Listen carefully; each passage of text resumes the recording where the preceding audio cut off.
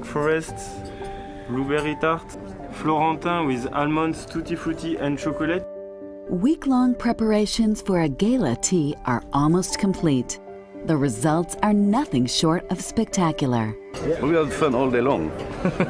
We make always joke about the French, we make joke about Italian, and it's good like this. I mean, very funny.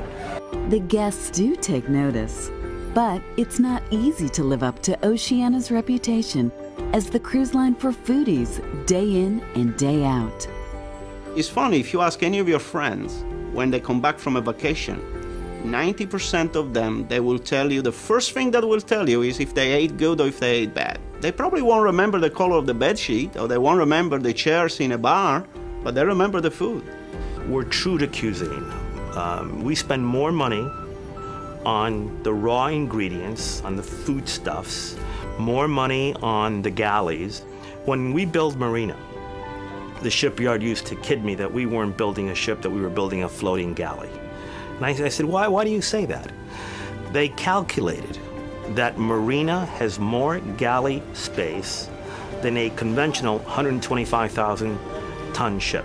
It's one area that we absolutely refuse to take shortcuts. And that's why we get the kind of ratings that we get when it comes to our cuisine.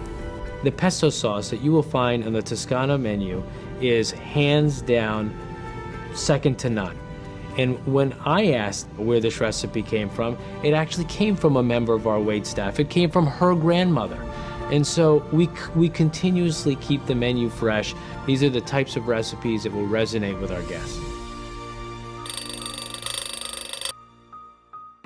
The workday starts early in the galley. The first order of business is the bread and pastries. Voila, perfect croissant.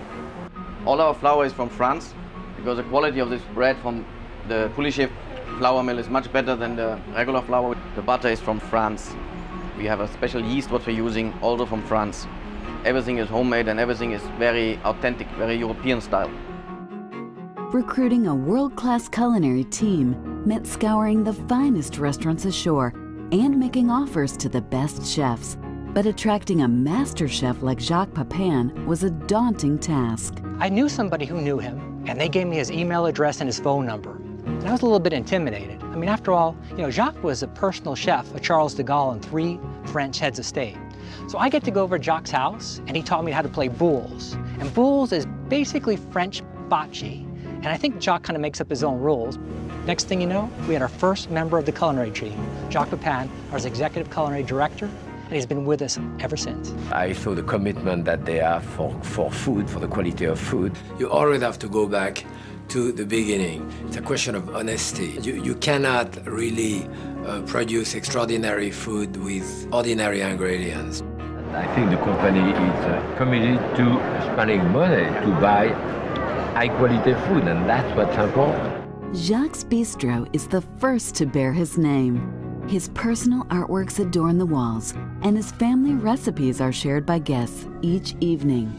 It was gratifying to have this for an old chef, so that's good.